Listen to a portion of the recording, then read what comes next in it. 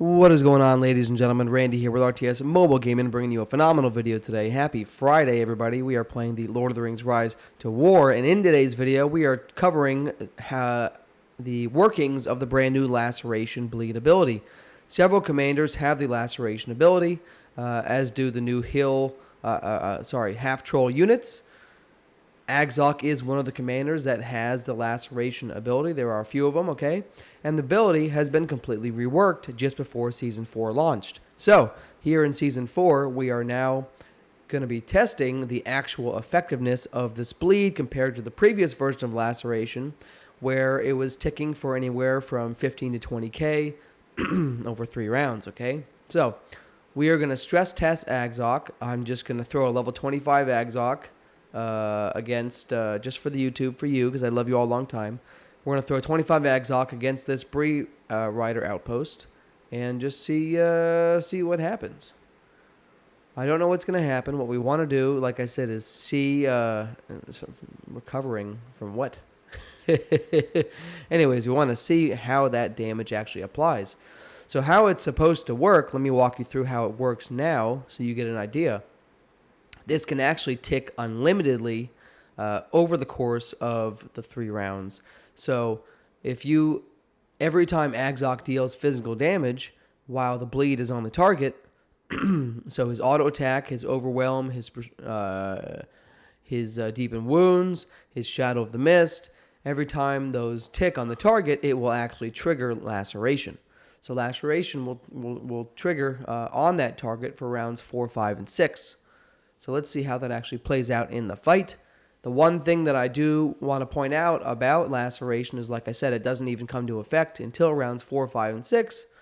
So the thing I'm trying to decide now is it worth putting points in Laceration, or should I move my points to the R5 ability and get more damage overall and see how that played out? Great. So this is the point, right? I didn't come into this to win. I knew I was going to lose. The point is, let's take a look at Laceration. So here's Agzok's total damage, 124k, not too bad. Let's see what actually happened with Laceration, okay? Let's see what actually went down. All right. Okay. So Agzok's first Shadow of the Mist is going to gain the 7.1% damage from weapons expertise. It'll be ticking on the Cataphracts. All right. So the Cataphracts... The real question is his second Shadow of the Mist going to trigger on the Cataphracts, causing more bleed damage from Laceration? So Shadow of the Mist hitting for 5,700 at level 25. It's not too bad, that's for sure. Okay. Here we go, round 3. Another 5,700 from Shadow of the Mist. Deepen Wounds for 85. Overwhelm for 81. Very, very nice. And now here in round 4, we are going to trigger Laceration, okay? Here is Shadow of the Mist triggering one last time on the Cataphracts before dropping off. Here is Laceration. Laceration is now on the Cataphracts. So, here we go. Here it is.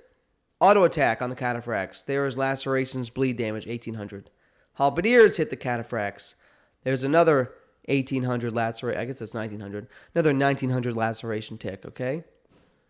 Here in round 5, let's see how this goes. Shadow of the Mist on the Cataphracts. So now we're going to see the auto attack and the bleed from Shadow of the Mist triggering this bleed. So now we have 1. Here's Halberdiers counter attack triggering the bleed. So we already have 2 triggers in round 5. 2 triggers in round 5. In round 6, we'll see a lot of triggers because, well, the Shadow of the Mist ticking, triggering the bleed. We'll have the counterattack triggering the bleed. There's 2 triggers already. Here in round 6, Deepen Wounds on the Bree Riders, so no trigger there. Auto attack, there's 3 triggers, Halberdiers. So, okay. I mean, it's interesting, guys. It's interesting. What it does is it provides a type of damage that previously did not stack. You could not stack both Laceration on the same target as Shadow of the Mist because they are both the same type of bleed damage. Since these are now separate types of bleed damage, bleed has been reworked to be triggering every time the target is attacked, these are now stackable damages. The question is, and I think I come up with my own conclusion, I don't believe that the Laceration is dealing enough damage for me to put 7 points into it, considering it doesn't even come into effect until round 4. So I think Agzok's new build moving forward for me is, let me withdraw him before I lose my last couple halberdiers, but I think his build moving forward for me is going to actually be taking points out of Laceration. I may take points out of Laceration and really jump full steam ahead into the Mountain Warrior tree to grab Heartseeker to give, excuse me, a little bit sick, to give myself that heart-seeking damage against the target with the lowest HP to really shred enemy ranged. So I'll get Mountain Warrior for bonus damage against enemy range, and then I'll grab Heartseeker, which will be very, very nice, okay? So I think that's what I'm going to do. We'll have 29 points here. We'll have 15 points here. We'll have another 22 points up here. And then after that, I'll start moving points into Weapons Expertise. And I may decide to go into Seeker or not. I don't know yet. We'll have to find out. Okay, so that's the video, folks. We have now determined if Laceration is good or not, and the question has been answered. It is not worth the points at this time for Agzok. Love you long time. Randy out.